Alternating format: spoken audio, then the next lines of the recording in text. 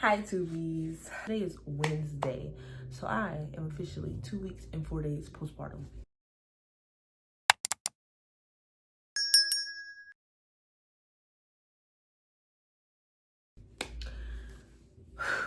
And these 2 weeks have been nothing short of chaotic. I think I forgot how to take care of a baby. Like, my birth story, because with my first child, I actually vlogged my entire birth. Like, literally, I vlogged my entire birth. From my contractions, to on the way to the hospital, to I'm in the hospital, to literally busting it wide open, giving birth. Like, I had the whole thing on camera. But this time, things turned out to be a little bit different. And I'm a little bit, I can't say that I'm not disappointed, because I am disappointed that I didn't get to vlog my birth. And it's just one of those life lessons where you need to stop letting other people affect you and the things that you have set, that you have planned in your head to do. Like, let's just start here. So, going into labor. So that week that I went into labor, I sent a text out to family. I sent it out to mostly my husband's family, because they are the only people that reside here in Georgia. And the family that do reside here in Georgia, I don't really talk to them per se, so I didn't really feel the need to have to really send them a message, because they've never been to my house, period.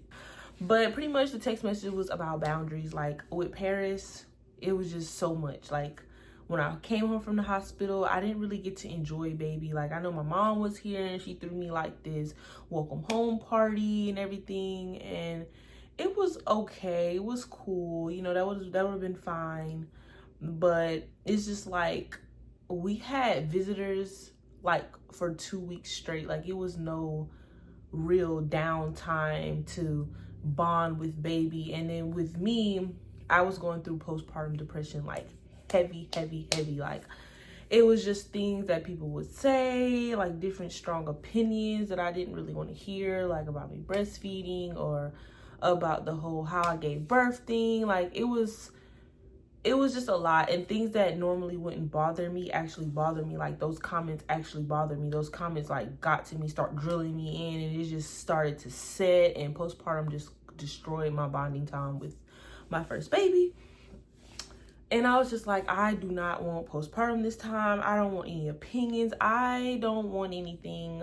And I was already having that feeling in my head. But then my husband was just like probably 2 months before it was time for us to even have the baby, he was just like, I think I want 3 days to myself and I don't want nobody here.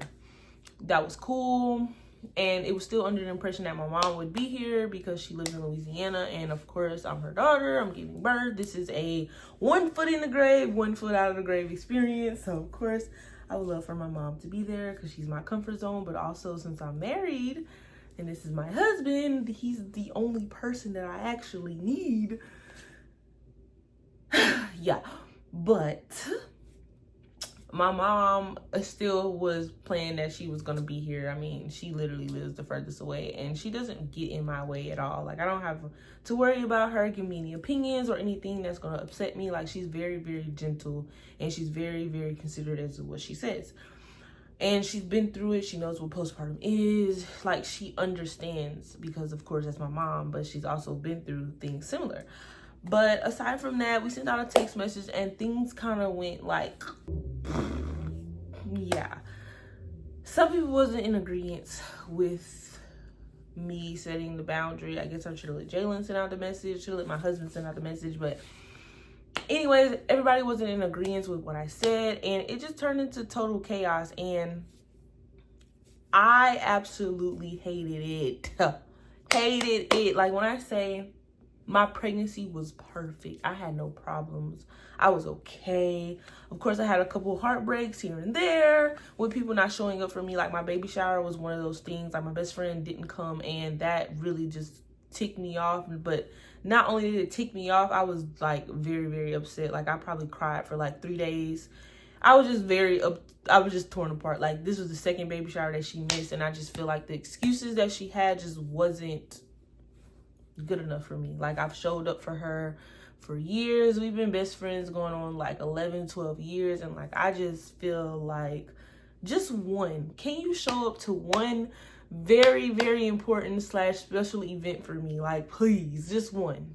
And I just feel like that wasn't done. So I was already heartbroken about that, still in my feelings about that.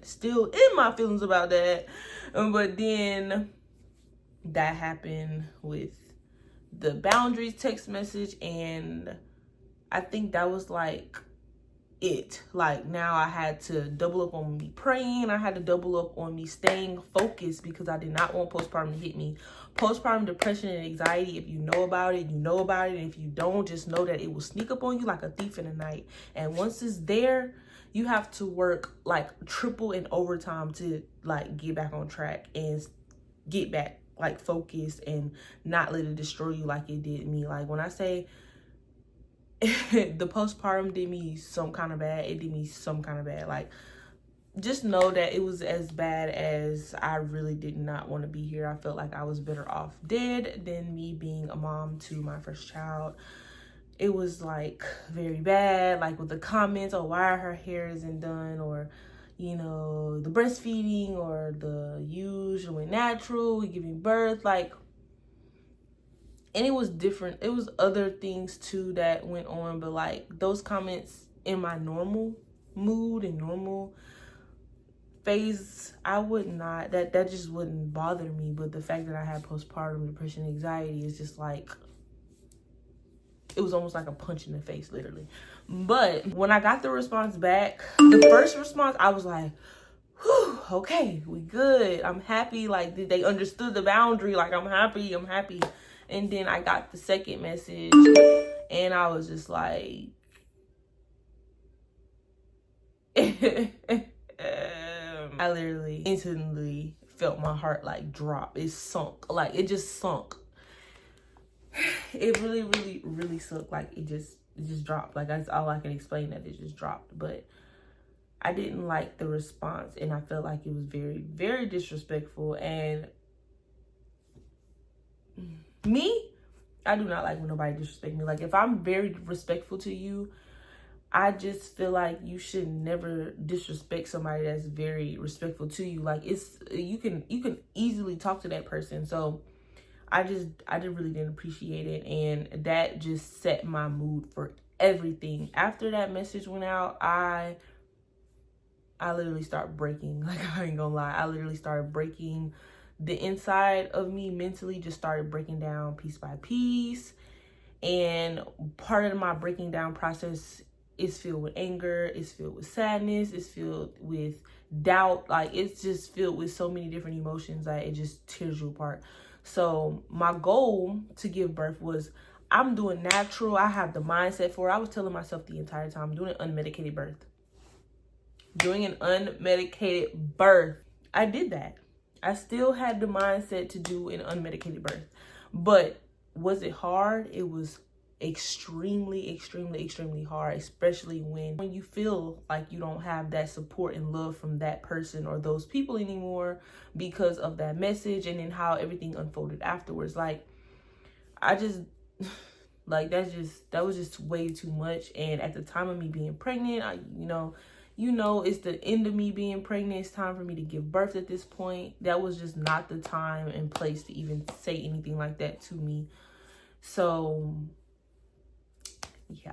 So when it was time for me to give birth, I got another text message from the person, and I was literally already dilated like 8 centimeters. Like, I was literally dilated 8 centimeters, focusing on my contractions, and I received another text message that wasn't really pleasing to my heart. So at this point, I just blocked everybody. I literally blocked everybody until after I gave birth. Like, there's just no more that I can take. And I feel like if you can tear somebody down while they're in this mental state or this fragile state of mind, and like anything like anything related to that, I just feel like you really don't care about that person, because I would never do nothing to somebody when they're in that, you know, in going through that. Like, that was just too much. Oh, my boob. Y'all, I'm telling you. It's time for me to pump. It is. I'm supposed to be pumping every 2 hours. Kind of hurt a little bit, but it definitely tore me apart. But so I just blocked everybody and that was it. I'm just telling y'all this because I'm like trying to get y'all to understand why I necessarily didn't vlog. I couldn't focus on anything else but training my mind to be positive and give myself affirmations to do an unmedicated birth. Like, this is my last baby. My goal has always been to do an unmedicated birth with one of my kids, and I finally got a chance to do that. But how it started off was, original due date was August 10th. I gave birth on August 3rd. I was being scheduled to be induced that Monday, the Monday after I gave birth. So it was Saturday, August 3rd. I was literally scheduled to get induced on August 5th. But after that message came back, after I sent the boundary text message out, like my mind had started racing. I started getting stressed out. So I just started, you know, working on my body and getting it prepared to just go into labor at this point. But I literally cried myself into labor. And when I say I cried myself into labor, like I was like literally crying very hard, and my contractions just started being consistent all of a sudden. Like, I had Braxton Hicks for weeks, and now all of a sudden they're consistent. These are real contractions. I'm in labor. So once I start feeling like the first bit of contractions, you know, they were very, very much tolerable. So I came in the nursery and I just started preparing my postpartum card and all the breastfeeding essentials and everything else that I needed, filmed that, and just got majority of her nursery together again to try to finish it out before she comes, because I knew it was the time and it was the day. So I started having contractions early that morning, let's say like start around 10 a.m. 10 a.m. is whenever I started having contractions. So then around 11 o'clock, that's whenever the 511 rule implied. So the 511 rule, if you don't know, your contractions, to know that you're pretty much in labor, your contractions have to be 5 minutes apart, lasting for 1 minute for an entire hour. So I couldn't take it anymore. After they got to that point, I still stayed home, and I know they told me with my second baby, you know, things can kick up. Oh, excuse me. Things can kick up real fast. And I was just like, yeah, but I can deal with my pain management better when I'm at home, because there's other things that I can focus on, and I'm not in a hospital setting where it's just straight anxiety. So that was like the goal for me. Like, I read over my birthing plan before we even left, and I took my birthing plan with me, which was actually on my phone because I didn't get to print it out. So I had my birthing plan, and so did my husband have my birthing plan, and I emailed it to my midwife. So we finally left to go to the hospital like around 12:30, 1 o'clock, yeah, something like that. Mind you, we moved into a house where we used to stay at. I was literally on the same road as my hospital. I gave birth at Northside Atlanta, which is the best place to give birth at. We are now, if it was with traffic, it would have been like 56 minutes. But it was Saturday, and it was like a good point of the day on Saturday, so I would say that we were still far, but it was like 42 minutes, and I was having contractions, and I was like, Lord, please do not let me give birth to this baby inside the vehicle, because mind you, one of my friends, she gave birth to her second child in the car.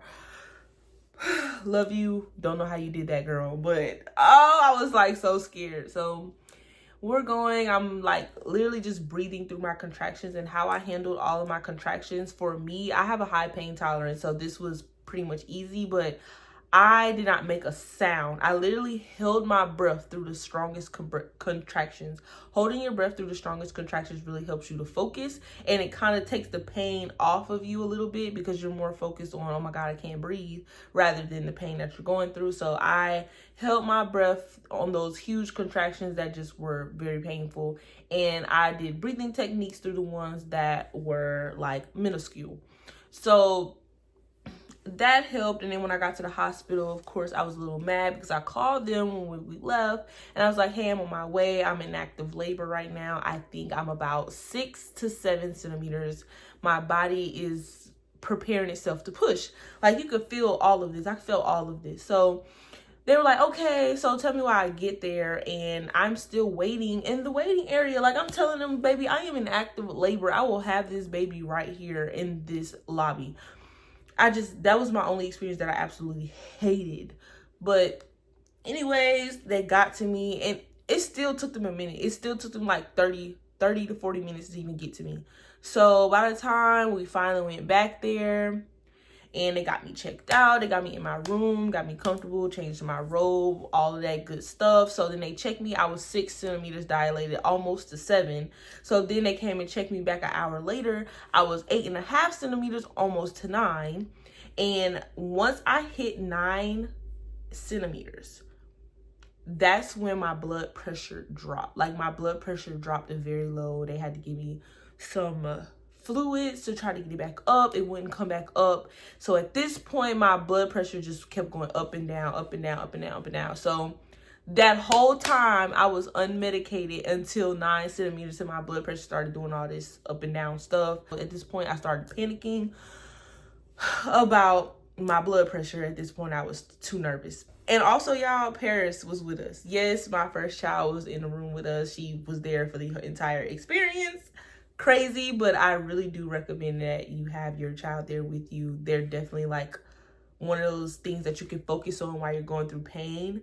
And I guess she was well behaved for us, so it was okay for her to be in the room. But y'all, like, I loved her being there. Like, the experience of having just my little family in the room was just, whew, I'm not gonna cry, but like, it was just amazing. It was amazing. It was nothing short of amazing. Once you lose focus of the goal, anything that's set to destroy you will literally destroy you. And that can be used in so many different ways. Like, those contractions were trying to destroy me. Like, I was doing so good. Like, I was doing so well. So instead of me beating myself up, I congratulated myself for being unmedicated to 9 centimeters, because it's a lot of people, women, that cannot do that. It's a lot of pain that comes with those contractions. Lord, those contractions will literally beat you up. Like, leave you with 2 black eyes and a knot on your head. Like, that's how bad they'll beat you up. Like, no remorse. Especially once you hit 7 centimeters. Like, they get stronger and stronger as you progress. So Jalen, he actually had to leave for something, so he wasn't necessarily like there, but he had to hurry up and leave real quick. And then he came back, and then that's when I began to push. I literally waited for him to push. I literally waited for him. Yes, crazy, but I waited for him. I like kept calling him. I was like, babe, where are you? My body is ready to push. Like, at this point, baby girl is ready. She's in the right position, and a couple pushes, she'll be here. And if you're not here, I don't know what to tell you. This is the last baby. So he came in, and as soon as he came in, I just start pushing. But I felt her crowning. And when you feel them crowning, that's literally when the ring of fire, as they call it, begins to happen. I pushed like 3-4 times, and she was literally out. She was out, and it was over. And I didn't cry this time. Like, I cried with my first child. I was like so emotional.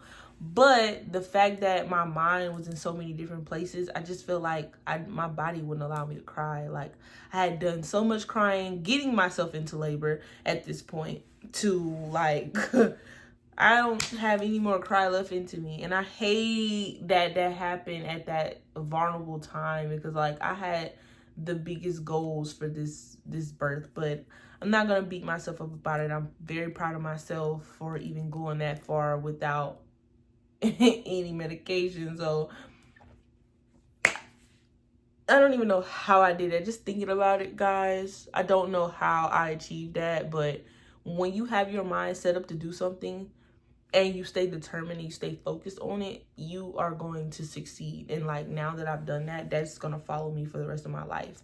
And it's also going to follow me to not allow others to dictate me, dictate how I feel, dictate my goals, dictate my mind, dictate my emotions, dictate anything dealing with me. I should be the only person that control all of those things. Like, that's it. Nobody else should be able to take over me like that, and I will never allow nobody else to do it again. And I felt like I should have learned that lesson whenever I had that friend betray me and had her boyfriend do what he did to me. But like, that should have been the last time that I let somebody control my emotions. Like, that was just it for me. Like, I'm so over being a people pleaser. Like, that was so, like, them people pleasing days kind of been over for me anyways. Even before the friendship thing happened, like I was already over being a people pleaser. Like it was only certain people that I was trying to please, but like for a majority of the people, yeah, no, those days been over for me whenever my ex-boyfriend did what he did to me, and yeah, didn't care no more about pleasing anybody. So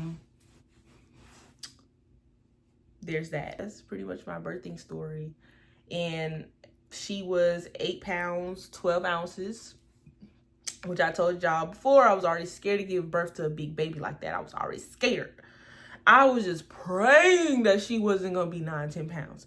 So I was actually kind of happy that she came on that Saturday that she came, because I feel like if I would have waited to that Monday, it would have been bad. But also, I did not want to get induced, so I am excited. I was very happy that she came on that Saturday, because if you get induced, they give you some medicine called Pitocin, which speeds up your labor process, and it pretty much puts you into labor. And with Pitocin, I've heard many stories about it, but it makes the contractions 10 times stronger than what they actually are. And I just didn't want to do that, because if contractions are 10 times stronger than what they actually are, then there was no way in HE double hockey sticks that I would have been able to do unmedicated. I would have asked for epidural right off the jump, because anything stronger than what you already feel with normal contractions is something that I don't want to experience. And I'm pretty sure you women do not want to experience that at all. That's just my personal opinion. So I was actually happy that she came naturally. And even though I helped the process also, because I knew I was getting induced on Monday. So I just tried to go ahead and open up my cervix a little bit more myself anyway. So I was drinking my raspberry leaf tea, and I literally only drank it for 2 days. I ate one date because it was absolutely disgusting, and I would never eat a date ever again. It was just, maybe I could try it in like a smoothie or a shake or something, but like, as far as eating them raw, it would never happen again. Like, that was just not chef's kiss. Whew, y'all. I'm just happy it's over. So happy that it is over. Like, I can get back to myself now. Like, and me knowing that this is my last child, it's time to go back into bad girl mode. Like, I should just say this.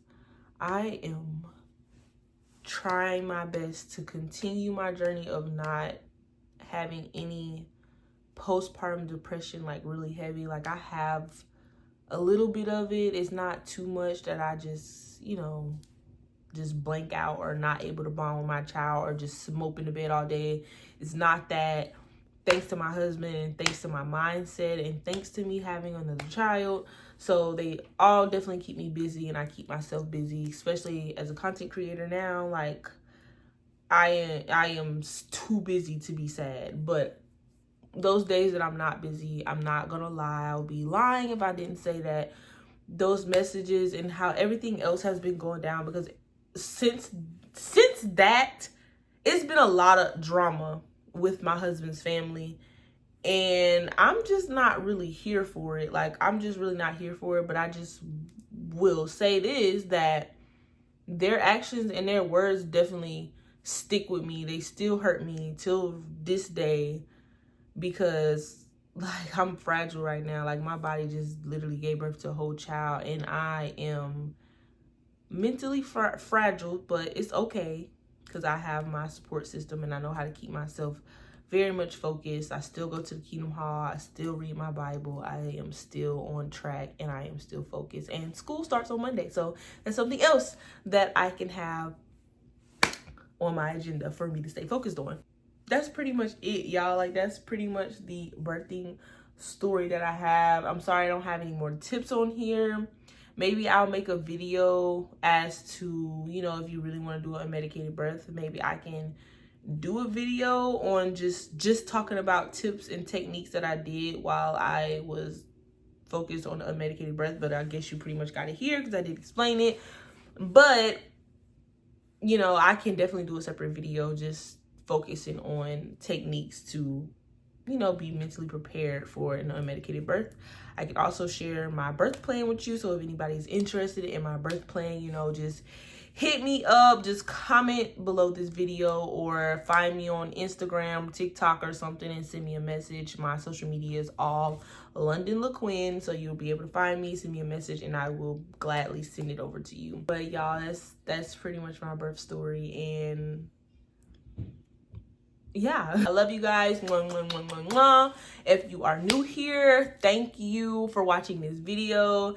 Please subscribe, like, share this video, comment anything that you want to see. And if you aren't new here, then you know I love you. We locked in for life. Y'all know how it is. Y'all love the vibes here, obviously, because you didn't unsubscribe. But I'll see you guys in the next vlog. Bye, Tubies.